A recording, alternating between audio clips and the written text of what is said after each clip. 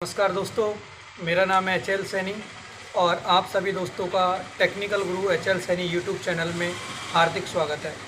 दोस्तों, इससे पहले जो वीडियो हुए थे उनमें हमने डिजिटल इलेक्ट्रॉनिक्स के बारे में चर्चा की थी। डिजिटल इलेक्ट्रॉनिक्स के अंतर्गत हमने रजिस्टर, काउंटर, फ्लिप फ्लॉप्स के बारे में अध्ययन किया था और उससे पहले हमने ऐप पर कुछ वीडियो डाले थे डिजिटल इलेक्ट्रॉनिक्स के 8-10 वीडियो। तो हमारा जो डिजिटल इलेक्ट्रॉनिक्स वाला जो पार्ट है वो तो क्या हो गया, अब कंप्लीट हो गया है। अब हम उसी पार्ट पर वापस से आ रहे हैं जहाँ पर हमने हमारी इलेक्ट्रॉनिक्स को छोड़ा था।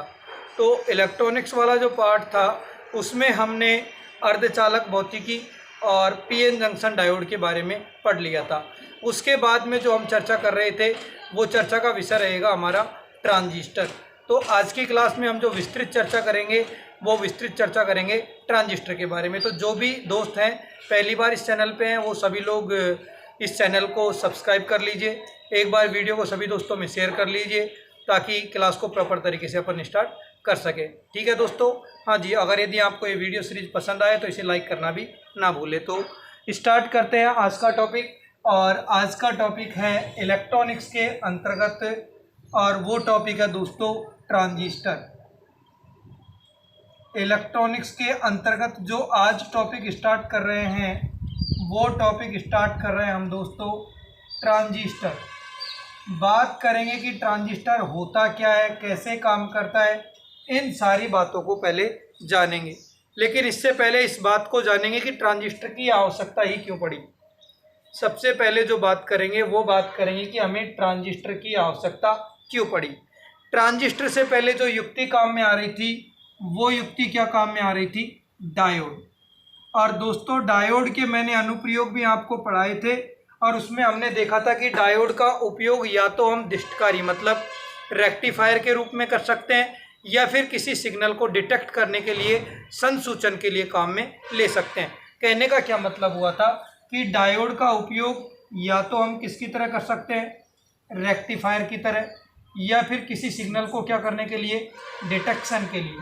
डिटेक्शन का मतलब जैसे कि कोई भी सिग्नल आ रहा है उसका पता करने के लिए आ रहा है कि नहीं आ रहा है, जैसे कि हमने रोड लाइट वाली बात की थी, या अन्य प्रकार की कोई ऑटोमेटिक डोर खुलने वाली बात की थी, या फिर पैसे काउंटिंग करने वाली मशीन की बात की थी। तो रेक्टिफायर का उपयोग हम डायोड का उपयोग या तो हम रेक्टिफायर के रूप में कर रहे थे या डिटेक्शन में। हिंदी में बोले तो इसका उपयोग या तो हमने दृष्टकारी के रूप में या फिर संसूचन के रूप में किया था।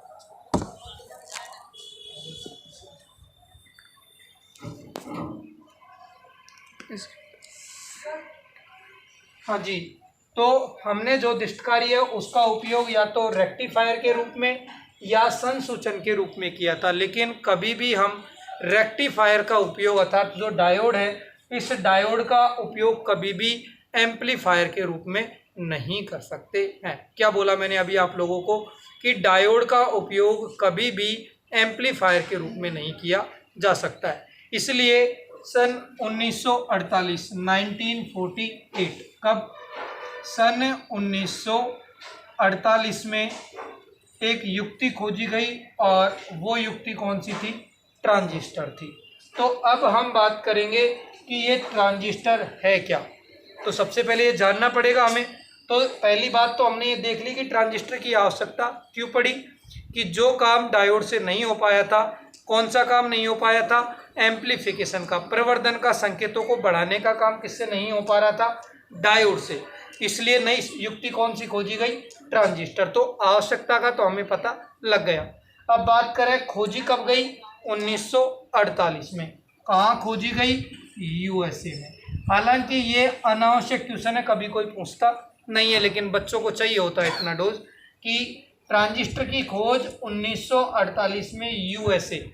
और कोई यूएसए में भी पूछे तो बेल टेलीफोन लेबोरेटरी,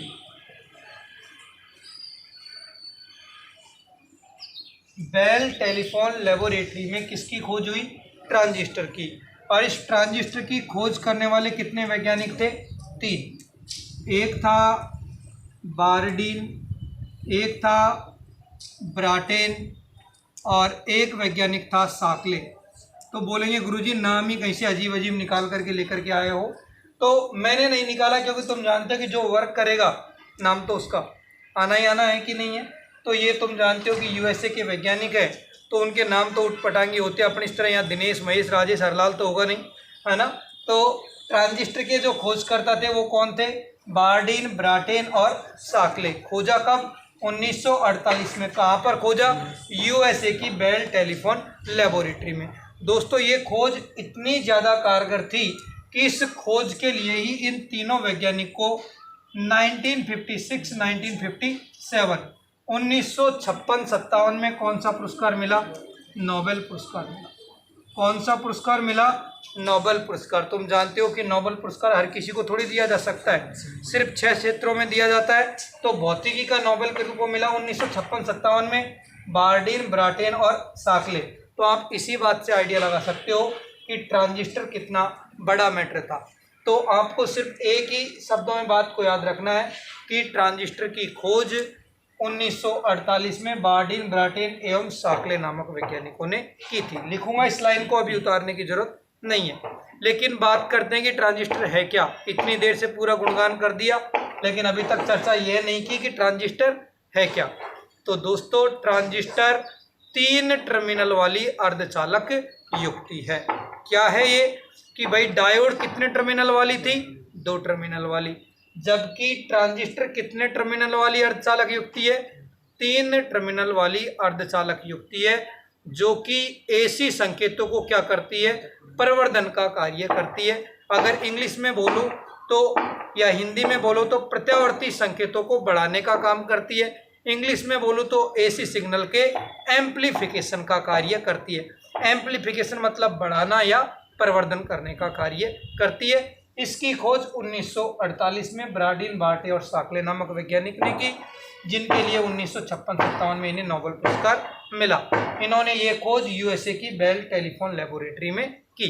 तो ये छोटी सी लाइन है, पहले शुरुआत तो कर लेते हैं कि है क्या। ये लाइन तो अपन लिख लेते हैं, तो लिखो।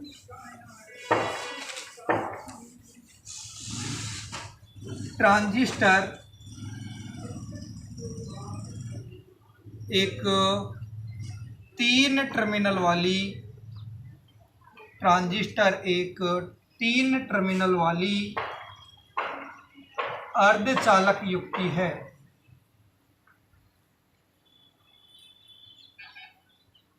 जिसमें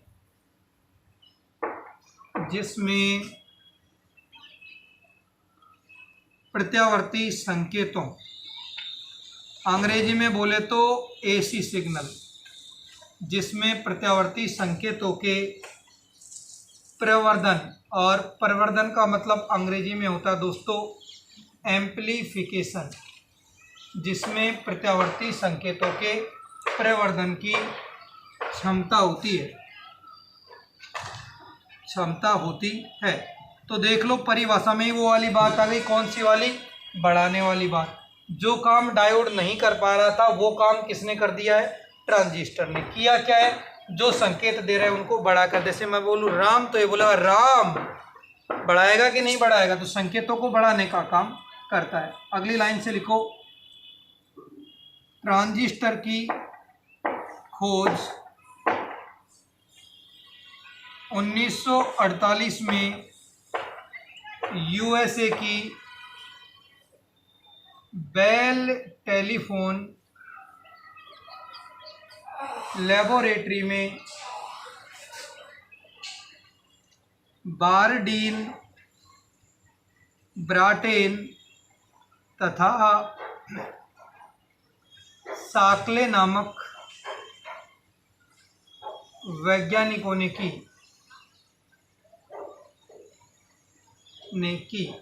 तो ये वाली लाइन काम की है जानकारी के लिए, क्योंकि कोई भी चीज़ है उसका थोड़ा ज्ञान हमें पता होना चाहिए। तो ट्रांजिस्टर की खोज 1948 में बेल टेलीफोन लेबोरेटरी में बार्डिन, ब्राटेन तथा साकले नामक वैज्ञानिकों ने की, जिन्हें 1956-57 में क्या मिला? नोबेल पुरस्कार मिला। वो वाली बात लिखने की आवश्यकता नहीं है, सिर्फ आपको उस चीज़ की जानकारी होनी चाहिए। तो दोस्तों यह वाली बात है किसकी? ट्रांजिस्टर होता क्या है। अभी ट्रांजिस्टर के बारे में हमने कुछ भी ज़्यादा जानने की कोशिश नहीं की है। ठीक है दोस्तों, अब थोड़ा सा आगे बढ़ेंगे। एक बार यहाँ तक आपने उतार लिया होगा। हाँ जी, देखो ज़रा एक बार, कि जो ये ट्रांजिस्टर है, ये ट्रांजिस्टर अंग्रेजी के 2 वर्डों से मिलकर के बना हुआ है। जो ट्रांजिस्टर है ये अंग्रेजी के 2 वर्डों से मिला है। जो ट्रांजिस्टर है ये अंग्रेजी के 2 वर्ड हैं, कौन कौन से? Transfer plus register. तो ट्रांजिस्टर है वो अंग्रेजी के 2 वर्डों से मिलकर के बना है, कौन कौन से? ट्रांसफर तथा रजिस्टर। तो ट्रांसफर का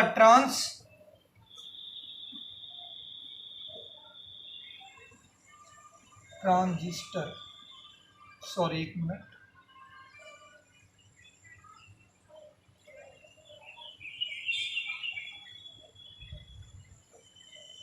फर। तो ट्रांसफर का तो क्या ले लिया हमने? ट्रांस, और यहाँ से हमने क्या ले लिया है? सिस्टर। तो इन दोनों वर्डों को अगर मैं एक साथ युग्मित करूँगा तो कौन सा शब्द बनेगा? ट्रांजिस्टर। अब देखो, अक्सर तुम पढ़ते क्या हो कि लोग डायरेक्ट पढ़ाते हैं कि ट्रांजिस्टर क्या है? जो कि प्रतिरोध को ट्रांसफर करता है, उसे हम क्या कह देते हैं? ट्रांजिस्टर। लेकिन ये परिभाषा 100% नहीं, 10,000% गुना गलत है। कि ट्रांजिस्टर होता है वो कभी भी प्रतिरोध को ट्रांसफर नहीं करता है, अपितु धारा को एक प्रतिरोध स्तर से दूसरे प्रतिरोध स्तर में ट्रांसफर का कार्य करता है। तो इसका एक्चुअल में मीनिंग क्या है ट्रांजिस्टर का? कि ट्रांजिस्टर वह युक्ति है जो कि विद्युत धारा को एक प्रतिरोध स्तर से दूसरे प्रतिरोध स्तर में ट्रांसफर का कार्य करती है। थोड़ी देर बाद में जब इसकी हम वर्किंग पढ़ेंगे तो आपको पता भी लग जाएगा कि इनपुट का प्रतिरोध अलग होता है और आउटपुट साइड का प्रतिरोध क्या होता है? अलग होता है। इसका मतलब क्या हुआ कि धारा अलग अलग प्रतिरोध स्तर में जा रही है कि नहीं जा रही है? तो इसका लिखिए जरा कि ट्रांजिस्टर अंग्रेजी के 2 शब्द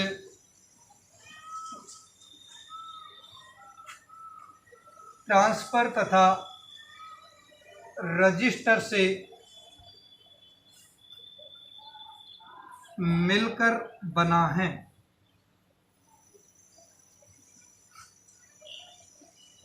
अगली लाइन से लिखिए, ट्रांजिस्टर विद्युत धारा को, ध्यान रखना गौर करने वाला वर्ड है, ट्रांजिस्टर क्या करता है? विद्युत धारा को एक प्रतिरोध स्तर, मतलब 1 रेजिस्टेंस लेवल, एक प्रतिरोध स्तर से दूसरे प्रतिरोध स्तर में, एक प्रतिरोध स्तर से दूसरे प्रतिरोध स्तर में संचरण, और संचरण का मतलब क्या होता है अंग्रेजी में? ट्रांसफर। संचरण का कार्य करता है। तो आपको 2 बात क्लियर हो गई होंगी कि होता क्या है और वास्तविकता में दूसरा मतलब क्या है। तो ये प्रतिरोध को एक स्तर से दूसरे स्तर पे ना भेज करके किसको भेजता है? विद्युत धारा को एक प्रतिरोध लेवल से दूसरे प्रतिरोध लेवल में भेजने का कार्य करता है। देखेंगे तुम कि इनपुट संधि का प्रतिरोध अलग होता है और आउटपुट संधि का प्रतिरोध अलग होता है। तो दोस्तों जो ये ट्रांजिस्टर है, ये ट्रांजिस्टर भी कई सारे प्रकार के होते हैं। अभी सभी की चर्चा करेंगे। एक बार आप जल्दी से उतार लें और या फिर स्क्रीनशॉट ले लें ताकि हम आगे बढ़ें। दोस्तों देखो, फालतू की चर्चा करने का तो मेरे पास में समय नहीं होता। मेरा काम होता है स्ट्रेट फॉरवर्ड आया और पढ़ाने का काम, क्योंकि टाइम पास करना मुझे थोड़ा सा कम आता है फालतू की चीज़ों में। देखो, इलेक्ट्रॉनिक्स वाला पार्ट है, समझने की जितनी ज़्यादा कोशिश करोगे आप लोग उतना आपके लिए फ़ायदेमंद है। ये ऐसी चीज़ है, यदि ये वीडियो एक बार में अगर आपको 100% क्लियर नहीं होता है ना, तो 2 बार देखो, 3 बार देखो, फिर भी कोई दिक्कत रह जाती है तो आप कमेंट बॉक्स में कमेंट कर दीजिए, मैं आपको एक्सप्लेन कर दूंगा। ठीक है ना दोस्तों? हाँ, तो अब आगे बढ़ते हैं ट्रांजिस्टर के किसके बारे में? प्रकार के बारे में। भाई ट्रांजिस्टर है क्या ये हमने जान लिया, हाँ खोजा गया, ज़रूरत क्यों महसूस हुई, तो 3-4 क्वेश्चनों का जवाब तो हमें मिल गया है। अब हमें देखना क्या है? ट्रांजिस्टर के प्रकारों को देखना है कि ट्रांजिस्टर के प्रकार कितने होते हैं। तो दोस्तों जो ट्रांजिस्टर है ये मुख्यतः मोटे तौर पर कितने प्रकार का होता है? 2 प्रकार का होता है। एक होता है दोस्तों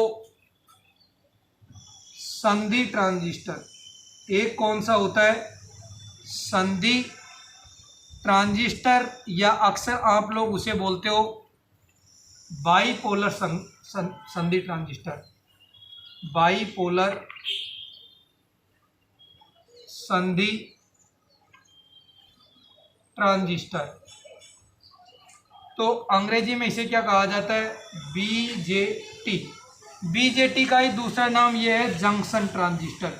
भाई बाईपोलर शब्द को हटा दिया, सिर्फ क्या बोल दिया? संधि ट्रांजिस्टर। तो इसे हम क्या कहते हैं?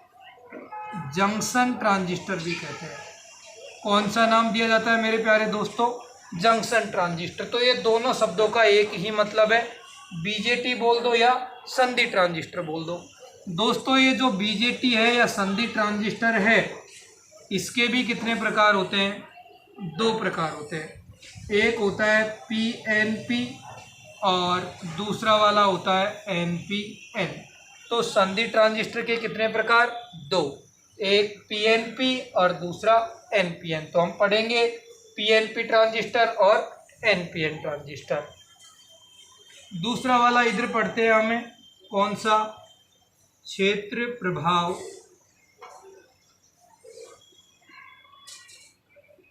ट्रांजिस्टर। इंग्लिश में इसे कहा जाता है फील्ड इफेक्ट ट्रांजिस्टर, और इसे शॉर्ट में कहा जाता है FET। मैंने क्या बोला? एक ट्रांजिस्टर होता है संधि ट्रांजिस्टर और दूसरा वाला होता है क्षेत्र प्रभाव ट्रांजिस्टर। इन शॉर्ट इसे क्या कहते हैं? FET। फैट यानी मोटा नहीं, वो FET होता है। ठीक है। तो इस संधि ट्रांजिस्टर में भी कितने प्रकार होते हैं? मोटे तौर पर देखूं तो इसके भी कितने प्रकार होते हैं? 2 प्रकार होते हैं।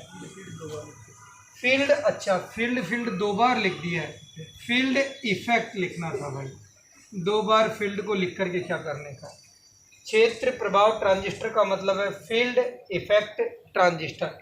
फील्ड का F, इफेक्ट का E और ट्रांजिस्टर का T। तो इन शॉर्ट इसे क्या कहते हैं हम? FET। और FET भी 2 प्रकार के होते हैं। एक होता है JFET। तो J का मतलब हो जाएगा जंक्शन फील्ड इफेक्ट ट्रांजिस्टर। जब हम इनको डिटेल में पढ़ेंगे तो डिटेल से चर्चा करेंगे, घबराने की आवश्यकता नहीं है। और दूसरा वाला कौन सा होता है दोस्तों? मॉसफेट। कौन सा वाला होता है? मॉसफेट। दोस्तों इनमें भी 2 टाइप होते हैं। एक N चैनल JFET होता है और दूसरा वाला कौन सा होता है? P channel. एक तो हो गया कौन सा? N चैनल JFET, और दूसरा वाला कौन सा होता है? P channel JFET। तो घबराने की आवश्यकता नहीं है, सबके बारे में चर्चा करेंगे। अभी सिर्फ मोटे तौर पर वर्गीकरण लिखा है। तो ट्रांजिस्टर के 2 प्रकार, एक बीजेटी और दूसरा FET। बीजेटी के 2 प्रकार PNP और NPN। फैट के 2 प्रकार JFET और मॉसफेट। JFET के भी 2 प्रकार N चैनल और P चैनल। मॉसफेट के भी बात करें तो इसके भी 2 प्रकार होते हैं, एक डिप्लीशन प्रकार का और दूसरा एनहांसमेंट टाइप। तो घबराने की आवश्यकता नहीं है, सबकी चर्चा करेंगे जितनी आपको आवश्यकता होगी। तो सभी लोग आप एक बार इसका स्क्रीनशॉट ले लीजिए, फिर हम एक एक को स्टार्ट करेंगे। ठीक है, सभी ने आशा करता हूँ स्क्रीनशॉट ले लिया होगा। आगे बढ़ते हैं। तो ट्रांजिस्टर क्या है याद दिला देता हूँ कि ट्रांजिस्टर एक 3 टर्मिनल वाली कौन सी युक्ति है? अर्धचालक युक्ति है, जिसमें AC संकेतों को बढ़ाने की क्या होती है? क्षमता होती है। कौन से संकेतों को बढ़ाता है? AC संकेतों को बढ़ाने का कार्य करता है। कौन करता है? ट्रांजिस्टर, जिसकी खोज 1948 में USA की बेल टेलीफोन लेबोरेटरी में बार्डिन, ब्राटेन और साकले नामक वैज्ञानिकों ने की। ठीक है, फिर मैंने बात की कि ट्रांजिस्टर है वो अंग्रेजी के 2 शब्दों से मिलकर के बना है, ट्रांसफर तथा रजिस्टर। इस शब्द का मतलब ये है कि ट्रांजिस्टर विद्युत धारा को एक प्रतिरोध स्तर से दूसरे प्रतिरोध स्तर में ट्रांसफर करने का कार्य करता है। फिर हमने इसके प्रकार की बात की, एक बीजेटी, दूसरा फैट। तो सबसे पहले जो चर्चा करेंगे वो संधि ट्रांजिस्टर बोल दो या बाईपोलर संधि ट्रांजिस्टर बोल दो, इसके बारे में चर्चा करेंगे। ठीक है दोस्तों, तो पहला टॉपिक डाल लो संधि ट्रांजिस्टर। संधि ट्रांजिस्टर का मतलब ही किसकी बात कर रहा हूं मैं, बीजेटी की बात कर रहा हूं, घबराने की आवश्यकता नहीं है। तो अब ट्रांजिस्टर भाई साहब को साइड में करते हैं, अब इसके बच्चों की चर्चा कर लेते हैं। ये तो बाप था, इसके अलग अलग बच्चे पोते हो गए थे, तो बच्चे पोतों की बात करेंगे ना, सही है कि नहीं। अब नेहरू जी हो गए तो नेहरू जी के चाचा कौन है, उसका बेटा कौन है, इन सब की चर्चा होनी चाहिए ना, तो वही वाली बात है। तो अभी हम जो चर्चा करेंगे वो किसकी करेंगे, बीजेटी। बीजेटी की पूर्ण फॉर्म क्या होती है अंग्रेजी में, बाईपोलर, बाईपोलर जंक्शन ट्रांजिस्टर। क्या कहा जाता है मेरे प्यारे दोस्तों, बीजेटी की पूर्ण फॉर्म क्या होती है, बाईपोलर जंक्शन ट्रांजिस्टर। हिंदी में अगर लिखना चाहो तो द्विध्रुवीय संधि ट्रांजिस्टर। क्या नाम बोला मैंने, द्विध्रुवीय संधि ट्रांजिस्टर। लेकिन इतनी हिंदी भी सीखना बेकार है क्योंकि कंफ्यूज ही हो जाओगे। तो बीजेटी बोल दो या संधि ट्रांजिस्टर बोल दो, एक ही बात है। अब जरा थोड़ी देर सुनने की जरूरत है, लिखने की बजाय, क्योंकि इलेक्ट्रॉनिक्स को अगर आपने सुन लिया समझ लिया तो फिर कोई दिक्कत वाली बात नहीं है। अगर यदि तुमने उसको सुना या समझा प्रॉपर नहीं तो शायद थोड़ी प्रॉब्लम क्रिएट करेगा। वैसे मैं बोलता हूँ कि इलेक्ट्रॉनिक्स एक ऐसा सब्जेक्ट है जिसमें सारी चीज़ें समझने की होती है, इसमें रटने वाला सिस्टम थोड़ा कम होता है। लेकिन इसका जस्ट उल्टा करते हैं स्टूडेंट, क्या रटते ज़्यादा है समझते कम है। वही कारण है कि पता नहीं कब बीजेटी बन जाता है और कभी फैट बन जाता। नहीं तो मैंने वहाँ से स्टार्ट किया था जहाँ से आपको अणु परमाणु पढ़ाते हुए स्टार्ट किया था, तभी तो मुझे 60 से 70 घंटे हो गए हैं अब तक की क्लास लेते हुए, क्योंकि ऐप पर ही ले ली। लगभग मैंने 50 घंटे के आसपास जो क्लास है वो तो मेरी ऐप पर ही हो गई। 25 लेक्चर से ज़्यादा हो गए थे ना वहाँ पर, 27 लेक्चर मेरे वहाँ पर हो गए थे दोस्त। तो आप समझ सकते हो कि 1.5 से 2 घंटे का प्रत्येक लेक्चर था। तो आप लगा सकते हो आइडिया कि 50-60 घंटे क्लास तो वहाँ ले लिए मैंने। तो नहीं तो लोग 15 घंटे में पूरी आपके इलेक्ट्रॉनिक्स को ख़त्म कर देते हैं। लेकिन मैंने आपको पहले ही बोल दिया था कि आपकी 80-90 घंटे की क्लास होगी, मतलब 80-90 घंटे की ही क्लास होगी। चाहे लोग मुझे परेशान करें, चाहे कुछ भी करें, लेकिन आपका कोर्स रुकेगा नहीं। तो आपको घबराने की आवश्यकता नहीं है, बस आपका मुझे सपोर्ट चाहिए। ओके, हाँ। तो अब बात करते हैं दोस्तों संधि ट्रांजिस्टर होता क्या है। बात करेंगे किसकी, संधि ट्रांजिस्टर या बीजेटी होता क्या है। तो दोस्तों बीजेटी या संधि ट्रांजिस्टर होता है, यह एक अपद्रव्यी अर्धचालक का टुकड़ा होता है। अपद्रव्यी का मतलब क्या होता है, डोपिंग किया हुआ। डोपिंग का मतलब क्या हुआ कि इसमें क्या मिलाई हुई है, अशुद्धि मिलाई हुई है, शुद्ध नहीं है। इसमें अलग अलग पी प्रकार एन प्रकार के पदार्थों की क्या मिलाई गई है, अशुद्धि मिलाई गई है। तो सुनो कि संधि ट्रांजिस्टर है क्या, तो एक अपद्रव्यी अर्धचालक। अपद्रव्यी अर्धचालक का मतलब हो गया इम्प्योर सेमीकंडक्टर का एक क्या है, क्रिस्टल है, एक जालक है, एक टुकड़ा है। क्या है ये, एक संधि ट्रांजिस्टर एक अपद्रव्यी बोल दो या मादित बोल दो या डोप किया हुआ बोल दो, तो अपद्रव्यी अर्धचालक का एक क्रिस्टल है। तो साहब इसमें क्या है, अपद्रव्यी अर्धचालक के क्रिस्टल में क्या है, तो इसमें भिन्न चालकता के कितने क्षेत्र होते हैं, 3 क्षेत्र होते हैं। तो मैं लिखता हूं कि संधि ट्रांजिस्टर क्या है, कि संधि ट्रांजिस्टर में, संधि ट्रांजिस्टर में, संधि ट्रांजिस्टर एक अपद्रव्यी, अपद्रव्यी का मतलब हो गया दोस्तों डोपिंग किया हुआ या इम्प्योर। इम्प्योर का मतलब क्या हो जाता है, अशुद्ध, मतलब जिसमें कुछ मिलाया गया है। तो अपद्रव्यी का मतलब होता है मादन करना, डोपिंग करना, ठीक है ना।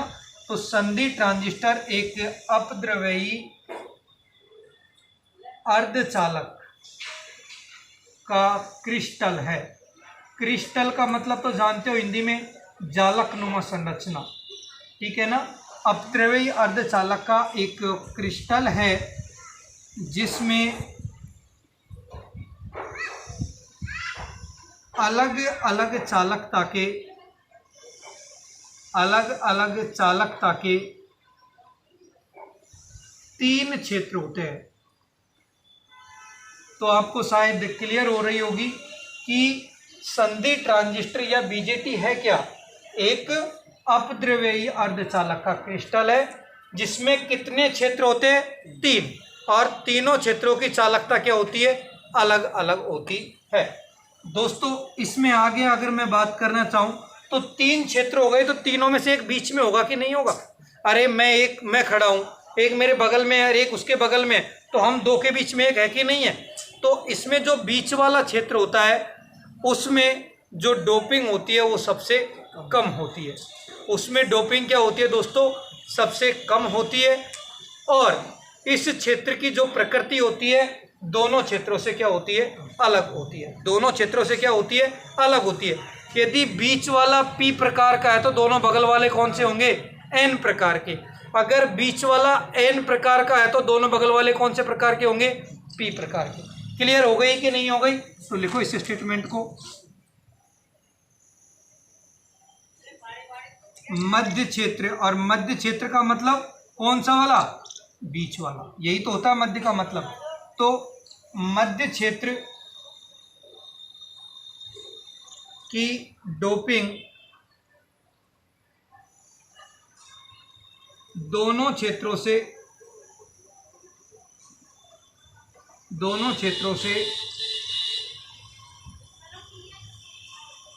कम होती है तथा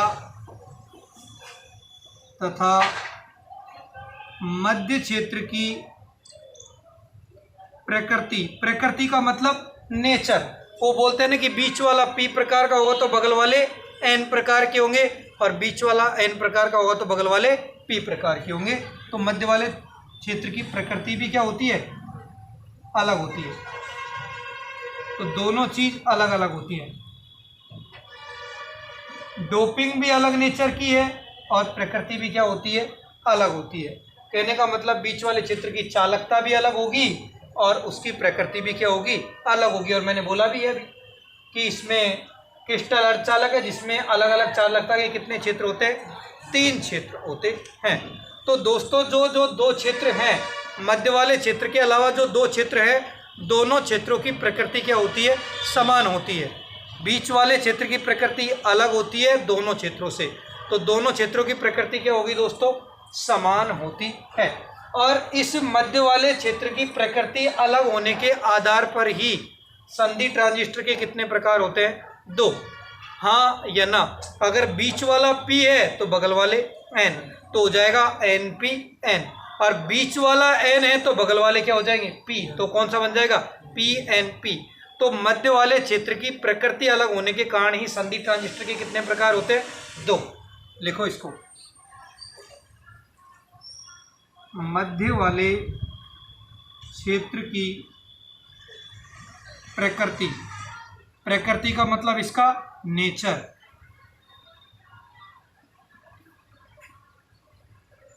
अलग होने के कारण मध्य वाले क्षेत्र की प्रकृति अलग होने के कारण संधि ट्रांजिस्टर 2 प्रकार के होते हैं। संधि ट्रांजिस्टर 2 प्रकार के होते हैं। पहला वाला कौन सा है दोस्तों? PNP transistor.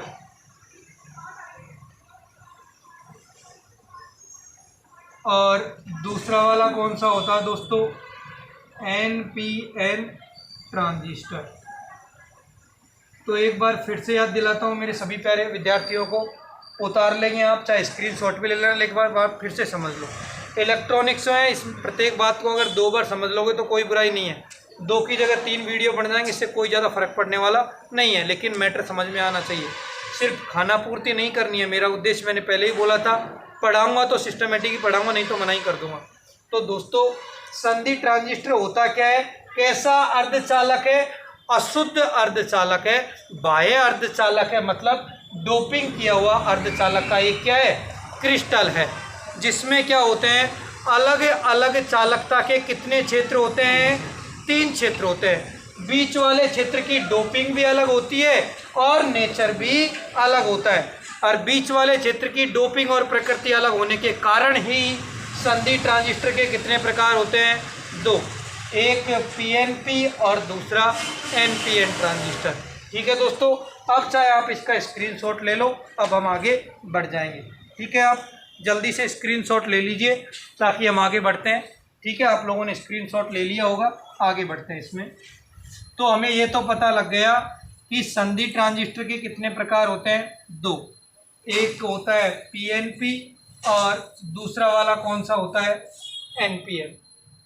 एक होता है पीएनपी और दूसरा वाला कौन सा होता है? एनपीएन। ठीक है दोस्तों,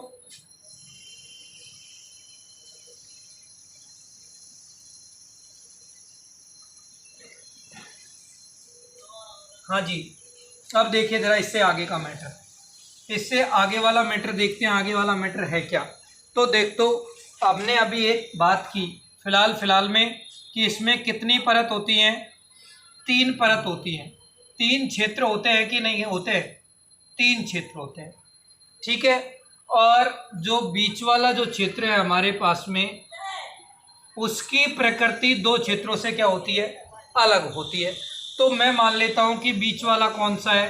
पी है। तो बगल वालों की प्रकृति अलग होगी। तो अगर यदि ये एन है तो ये भी क्या होगा? एन होगा। तो मैंने यही तो बोला था कि जो दोनों बगल में क्षेत्र हैं उन दोनों क्षेत्रों की प्रकृति क्या होगी? समान होगी। लेकिन मध्य वाले की तुलना में विपरीत है कि नहीं है? तो मध्य वाले की दोनों बगल वालों से उल्टी होती है कि ये पी है तो दोनों क्या हो जाएंगे? एन। तो एक संभावना तो ये बनती है कि कौन सा ट्रांजिस्टर बन जाए? N P N. और बात करता हूँ दूसरे वाले की। दूसरे वाले में क्या कहते हैं कि भैया जो मध्य वाला है उसकी प्रकृति मैं क्या ले लेता हूँ मेरे प्यारे दोस्तों? अब क्या ले लेता हूँ? चलो आप कह रहे हैं तो अब मैं इसकी ले लेता हूँ एन। भाई पहले बीच वाली पी ले ली तो अब कितनी ले ली? एन। तो ये हो जाएगा पी और ये हो जाएगा पी। तो ये कौन सा ट्रांजिस्टर बन गया? N P N. और ये कौन सा बन गया? P N P. तो आपको यहाँ पर कितनी परत नजर आ रही है? 1, 2 और 3। तो दोस्तों संधि ट्रांजिस्टर में कितनी, अब बीजेटी बोल दो या संधि ट्रांजिस्टर बोल दो, तो बीजेटी में कितनी परत होती है दोस्तों? 3 परत होती है। ठीक है, तो चाहे वो पीएनपी हो चाहे एनपीएन हो। तो ये वाला कौन सा है? NPN transistor. प्रत्येक चीज़ को समझाऊंगा अगर थोड़ी देर आप यहाँ ध्यान दोगे तो। और ये कौन सा हो जाएगा? PNP transistor. गौर करो दोस्तों, सब्जेक्ट को सीखने की कोशिश करो, फिर इसकी कार्य प्रणाली भी समझाऊंगा। अभी मैटर है वो क्या बता रहा हूँ। तो दोस्तों यहाँ पर 1, 2 और 3 परत है और यहाँ पर भी 1, 2 और 3 ही परत होती हैं। तो एक बात तो क्लियर हो गई कि इसमें टर्मिनल कितने होते हैं? 3। और परत भी कितनी होती है? 3। मतलब लेयर कितनी होती है? 3। और दोस्तों हमने डायोड में पढ़ा था कि जहाँ पर 2 परत मिलती है तो वहाँ पर क्या बनती है? संधि बनती है। हाँ या ना? 2 परत मिलेगी तो वहाँ संधि बनेगी और संधि के ही अगल बगल में क्या बनती है? अवच्छय परत। तो देखो कौन कौन सी परत मिल रही है? एन और पी। तो एक संधि तो यह बन गई और एक संधि कौन सी बन गई? यह बन गई। पहले मैंने इसलिए ही नहीं लिखा है क्योंकि मैं जब तक बताऊंगा नहीं तो कैसे पढ़ा दूं आपको, कैसे लाइन लिखा दूं। तो इसमें कितनी परत? 1, 2 और 3 परत। कितनी संधि? 1 और 1, 2 संधि।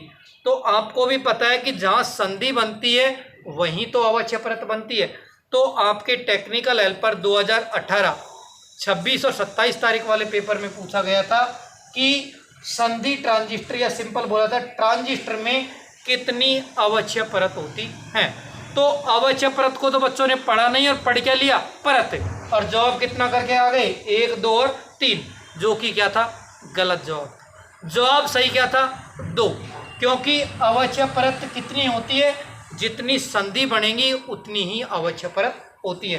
तो दोस्तों हमारे संधि ट्रांजिस्टर में 3 परत और कितने टर्मिनल? 3 टर्मिनल और 2 संधि और 2 अवच्छय परत होती है। बोलो एक बार में सूचना उधड़ गई कि नहीं उधड़ गई? हाँ जी। तो इसमें भी एक टर्मिनल हो गया, एक ये हो गया और एक ये हो गया। अभी आप देख रहे होंगे कि गुरुजी कहीं बनाने में मिस्टेक तो नहीं कर रहे हैं कि हाथ छोटा बड़ा तो नहीं चल रहा है, एक को छोटा बना रहे हैं, एक को थोड़ा बड़ा बना रहे हैं, एक को बहुत बड़ा बना रहे हैं। ये हाथ से गलती नहीं, ये सच्चाई है कि जो तीनों क्षेत्र होते हैं ना अलग अलग चालकता के, तो तीनों क्षेत्रों में से जो ये मध्य वाला क्षेत्र होता है, इस मध्य वाले क्षेत्र को क्या कहा जाता है? आधार कहा जाता है। संधि ट्रांजिस्टर के मध्य वाले क्षेत्र को क्या कहा जाता है? आधार, और अंग्रेजी में इसे क्या कहते हैं? बेस। इसलिए इस सिरे का क्या नाम दिया जाता है? बेस। इसलिए शॉर्ट में क्या लिख देते हैं? बी। तो एक लीड निकाल दी और इस सिरे को नाम क्या दे दिया है? बेस या आधार। और जो बगल वाले जो सिरे होते हैं उनमें से एक होता है कौन सा दोस्तों? उत्सर्जक। एक कौन सा होता है? उत्सर्जक। और उत्सर्जक को अंग्रेजी का वर्ड ज़्यादा याद रखना, अंग्रेजी में कहते हैं एमीटर। ठीक है, और एमीटर ई से स्टार्ट हो रहा है, इसलिए इस सिरे का नाम क्या दे दिया? ई। और ये वाला जो सिरा है इसे क्या कहते हैं हम दोस्तों? संग्राहक। क्या नाम बोला जाता है? संग्राहक। और अंग्रेजी में क्या कहते हैं इसे हम? कलेक्टर। और कलेक्टर किससे स्टार्ट हो रहा है? सी से। तो दोस्तों संधि ट्रांजिस्टर में कितने टर्मिनल? 3। मध्य वाला कौन सा? आधार। अब बगल वाले में से एक क्या कहलाता है? उत्सर्जक, और दूसरा वाला क्या कहलाता है? संग्राहक, या अंग्रेजी में बोलते हैं कलेक्टर। तो अब हिंदी वाले वर्डों को भूल जाओ, इंग्लिश वाला याद रखो, एमीटर, बेस और कलेक्टर। तो इसमें भी वही टर्मिनल बनेगा, ये एमीटर, ये कलेक्टर और ये क्या हो गया? बेस। तो सिरों के नाम क्या हो गए? एमीटर, बेस और कलेक्टर। तो 3 टर्मिनल, 3 परत, 2 संधि और 2 अवच्छय परत होती हैं। देख लो, जानकारी मैं कोई ऐसे रटपट के नहीं मार रहा हूँ, तुम्हारी आंखों के सामने निकल के आ रही है। इसलिए बोलता हूँ कि अगर तुम तसल्ली से सीखने की कोशिश करोगे तो मैं सब कुछ सिखा दूंगा, पूरा सिखाने की कोशिश करूँगा। एग्ज़ाम में कोई क्वेश्चन गलत नहीं होगा। हाँ जी लोगों ने वो ट्वीट भी देख लिया होगा उपेन यादव जी का कि भैया इस महीने में वैकेंसी जारी क्यों नहीं हो रही थी? क्योंकि क्या लग गई थी? आचार संहिता। 7 तारीख को आचार संहिता हट जाएगी, उसके बाद में विज्ञप्ति जारी हो जाएगी। उन्होंने ये बात हमको मैसेज करके बता दी है। कल उन्होंने 2 ट्वीट भी किए हैं कि वैकेंसी 100% आएगी, लेकिन 7 सितंबर के बाद में, क्योंकि 7 सितंबर तक क्या लगी हुई है? आचार संहिता लगी हुई है। तो ध्यान रखना, वैकेंसी कन्फर्म है, सितंबर में ही आएगी, इसलिए पढ़ाई को पूरे जोर से स्टार्ट कर दो। हाँ जी, तो तीनों टर्मिनल, ये तीनों जानकारी हो गई। अब बात करते हैं कि कौन से वाले में डोपिंग ज़्यादा होती है, कौन से वाले में डोपिंग कम होती है और कौन से वाले में डोपिंग मॉडरेट होती है। तो दोस्तों जो सबसे अधिक डोपिंग होती है वो किस में होती है? उत्सर्जक में। डोपिंग का मतलब होता है अशुद्धि मिलाना। तो सबसे अधिक अशुद्धि किस में मिलाते हैं? उत्सर्जक में। अब कई बच्चों के दिमाग में आया होगा कि गुरुजी क्यों मिलाते हैं इसमें ज़्यादा, इसको क्या पड़ी थी? तो दोस्तों उत्सर्जक का मतलब क्या है? उत्सर्जित करना या निकालना।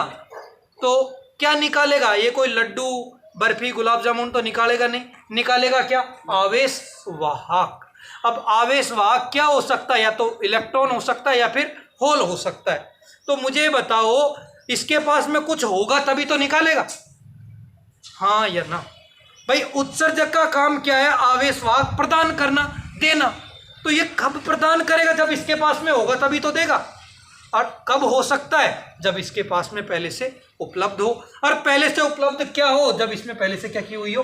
डोपिंग की हुई हो। तो सबसे अधिक डोपिंग किसमें की होती है? उत्सर्जक में। कोई पूछे ऐसा क्यों करते हैं? क्योंकि उत्सर्जक का काम होता है आवेश वाहक प्रदान करना। तो इसलिए ध्यान रखना, सबसे अधिक डोपिंग किसमें होती है? उत्सर्जक अर्थात एमिटर में होती है। और सबसे कम किस में होती है? तो सबसे कम होती है आधार में। गुरुजी सबसे कम क्यों कर रहे हो? क्या जरूरत पड़ रही है आपको? यहाँ सबसे डोपिंग कम हमें आधार में इसलिए करते हैं क्योंकि यदि आधार में डोपिंग क्या होगी? कम होगी। यदि आधार में डोपिंग कम होगी तभी तो यहाँ से निकलने वाले आवेश वाहक कहाँ पहुँच पाएंगे? संग्राहक में पहुंच पाएंगे। तभी तो यहाँ से निकलने वाले आवेश वहाँ कहाँ पहुँच पाएंगे, संग्राहक में। 2-4 मिनट का डिस्टर्बेंस है दोस्तों।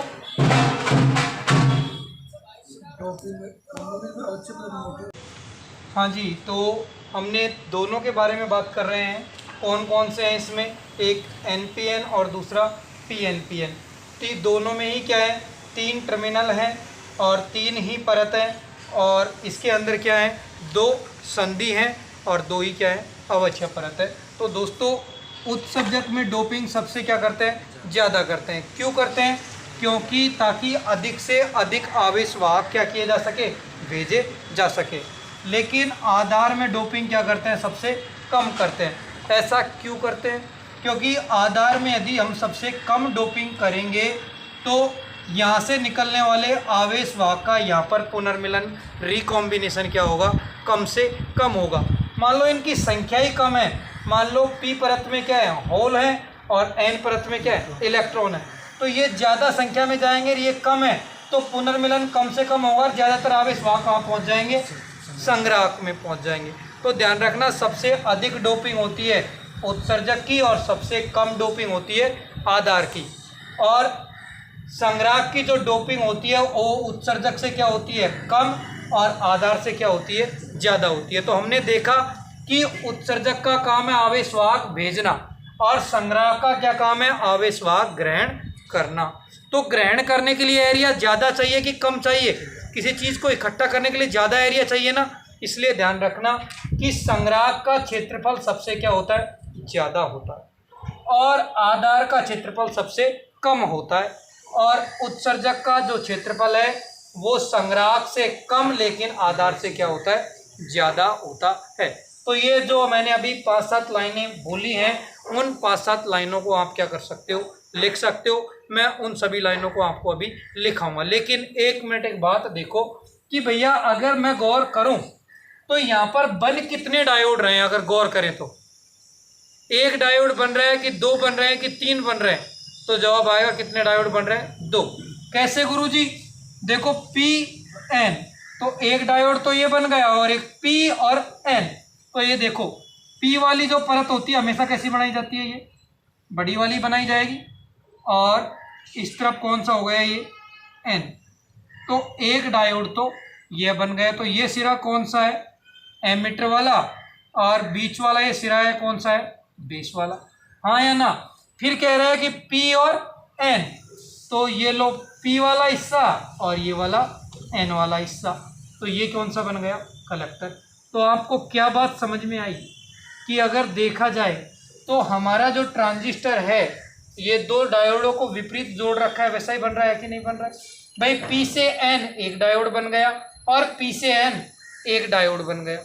कई बच्चों के दिमाग में आते हैं तो गुरुजी ट्रांजिस्टर बना है क्यों, मूर्ख हो क्या, 2 डायोड ले लेते और लगा देते, ऐसे हो जाता। नहीं, संभव नहीं है, क्योंकि अगर मैं 2 अलग अलग लूंगा तो उसमें 4 परत बन जाएंगी कि नहीं बन जाएगी। तो एक कंबाइन परत कहाँ हुई, और तीनों एक जगह हो सकती है क्या, संभव नहीं है। इसलिए ध्यान रखना 2 डायोड से मिलाकर ट्रांजिस्टर नहीं बनाया जा सकता। कहीं गलती से सोच बैठो गुरुजी ऐसा ही तो बन रहा है, ऐसा बना लेते हैं, संभव नहीं है। मतलब तीनों एरिया एक ही जगह होने चाहिए, एक ही पदार्थ में होने चाहिए। देखो यहाँ पर क्या हो रहा है, देखो ये P और ये N, तो P से N ये बन गया कि नहीं बन गया, तो ये हो गया एमीटर, और ये वाला एरिया कौन सा हो गया, बेस। हाँ जी, इधर देखो ये P और ये N, तो ये P वाला एरिया और ये N वाला एरिया बना कि नहीं बना।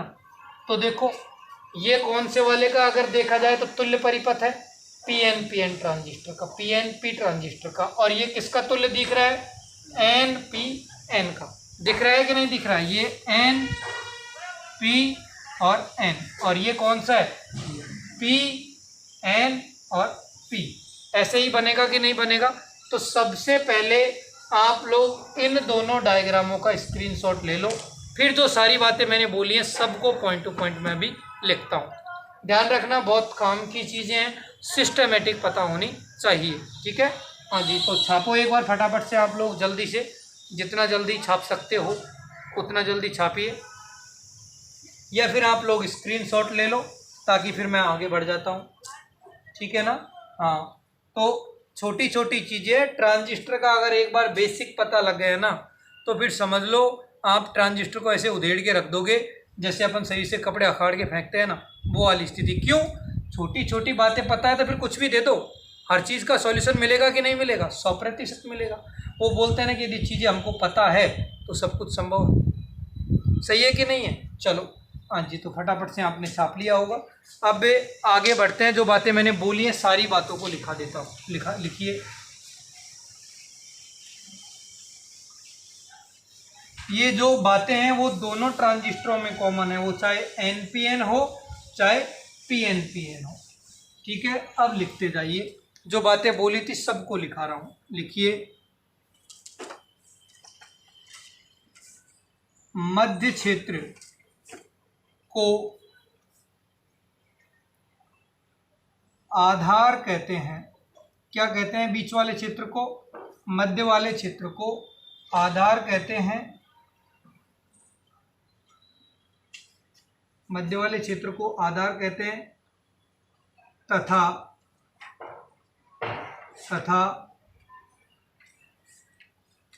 अन्य दो क्षेत्रों में से एक क्षेत्र उत्सर्जक, अंग्रेजी में बोले तो क्या बोलते हैं इसे? एमिटर। एक क्षेत्र कौन सा होता है? उत्सर्जक, तथा दूसरा क्षेत्र संग्राहक, अंग्रेजी में बोले तो कलेक्टर होता है। तो तीनों क्षेत्रों के नाम तो आपको पता लग गए होंगे कि बीजेटी का मध्य क्षेत्र कहलाता है आधार। अब बचे कितने क्षेत्र? और तो दो में से एक कौन सा होता है? उत्सर्जक, और दूसरा वाला कौन सा होता है? कलेक्टर। तो इससे आपको ये तो पता लग गया कि ट्रांजिस्टर में कितनी परत हैं? 3 परत हैं। कितने संधि हैं? 2 संधि हैं। कितनी अवच्छय परत है? 2 अवच्छय। तो लिखो, ट्रांजिस्टर में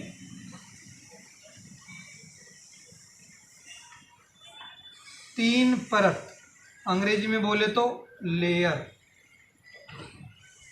कॉमा 3 टर्मिनल। तीनों टर्मिनल कौन कौन से हैं दोस्तों? आधार, उत्सर्जक एवं संग्राहक। 2 संधि, अंग्रेजी में बोले तो जंक्शन, तथा 2 अवच्छय परत होती है। तो ये आपके टेक्निकल लेवल पर 2018 का क्वेश्चन है कि हमारे पास में जो बीजेटी है इसमें कितनी अवच्छय परत होती है? तो 2। तो ध्यान रखना, अवच्छय परतों की संख्या संधि की संख्या के बराबर होती है। तो अवच्छय परत और परत में फर्क है। कितनी परत है? 3। टर्मिनल कितने हैं? 3। और संधि कितनी है? 2। और अवच्छय परत भी कितनी है? 2। अगली लाइन से लिखो, उत्सर्जक में डोपिंग सबसे अधिक होती है। उत्सर्जक में डोपिंग सबसे अधिक होती है। उत्सर्जक में डोपिंग सबसे अधिक होती है।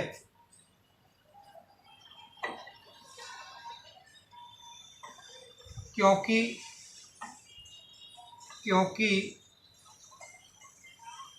उत्सर्जक का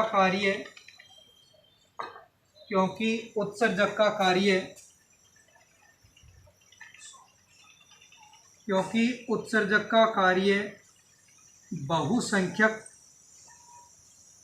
आवेशवाहक। तो बहुसंख्यक आवेशवाहक क्या हो सकते हैं? यदि p परत हुई तो होल और n परत हुई तो इलेक्ट्रॉन। बहुसंख्यक आवेशवाहक को अंग्रेजी में कहते हैं मेजॉरिटी चार्ज कैरियर। भाई बहुसंख्यक का मतलब क्या होता है? मेजॉरिटी। आवेश का मतलब होता है चार्ज, और वाहक का मतलब ले जाने वाला मतलब कैरियर। तो हिंदी और अंग्रेजी के वर्डों का भी संतुलन बना करके चले। तो उत्सर्जक में डोपिंग सबसे अधिक होती है। क्यों होती है? क्योंकि उत्सर्जक का कार्य क्या होता है? बहुसंख्यक आवेश वाहक प्रदान करना। तो जब तक डोपिंग ज्यादा नहीं होगी तो क्या ये ज्यादा प्रदान कर पाएगा? नहीं कर पाएगा।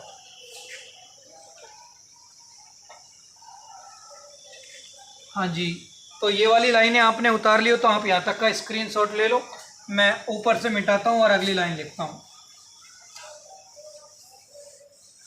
हाँ जी, तो जरा इधर लिखो आगे वाली लाइनें। ये लिखिए आगे, उत्सर्जक का क्षेत्रफल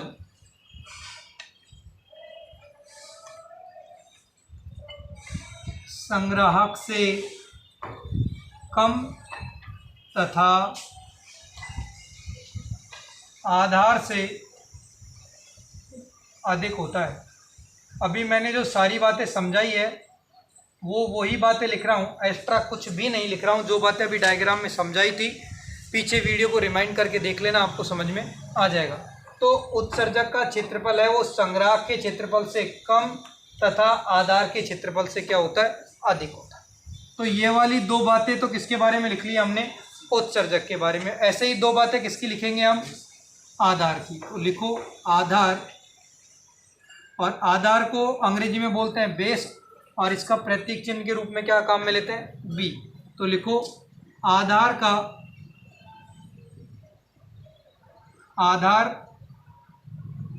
का क्षेत्रफल सबसे कम तथा डोपिंग भी सबसे कम होती है। सर ऐसा क्यों होता है? ताकि पुनर्मिलन क्या हो? कम से कम हो। क्योंकि जो उत्सर्जक से निकलेगा, अगर संग्राहक का एरिया ज्यादा हो, डोपिंग ज्यादा हो, तो सारे तो यहीं खर्च हो जाएंगे पीसीएन मिल करके। तो हमारा उद्देश्य क्या है यहाँ पर? कि ताकि पुनर्मिलन क्या हो? कम से कम हो।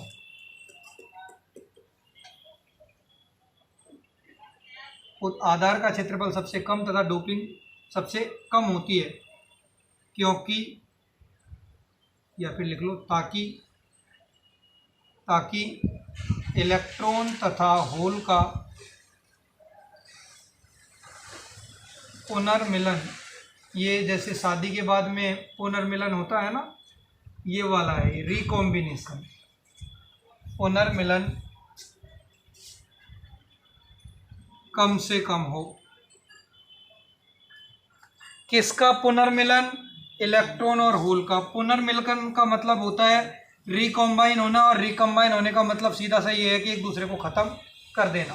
क्योंकि एक धनात्मक है दूसरा ऋणात्मक है, तो नेट आवेश क्या हो जाएगा? जीरो हो जाएगा। तीसरे वाले की बात लिखते हैं कि संग्राहक में डोपिंग आधार से अधिक तथा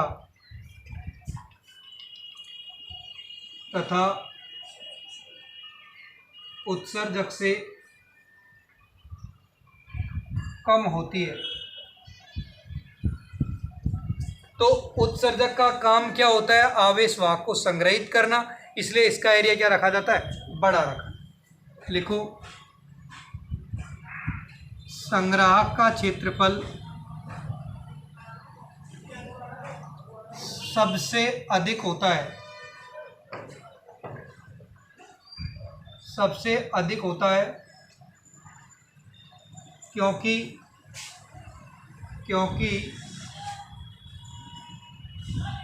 संग्राहक का कार्य आवेश वाहक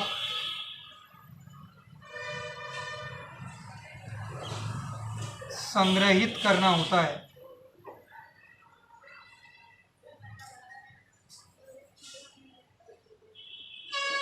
करना होता है।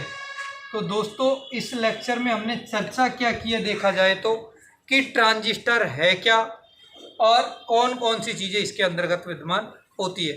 तो इस लेक्चर में सिर्फ हमने इतनी ही चर्चा की है, आगे की जो चर्चा करेंगे वो आने वाले लेक्चर में करेंगे। ठीक है दोस्तों, तो आज के इस ट्रांजिस्टर के इस लेक्चर के लिए तो केवल इतना ही। सुनने के लिए थैंक यू, धन्यवाद।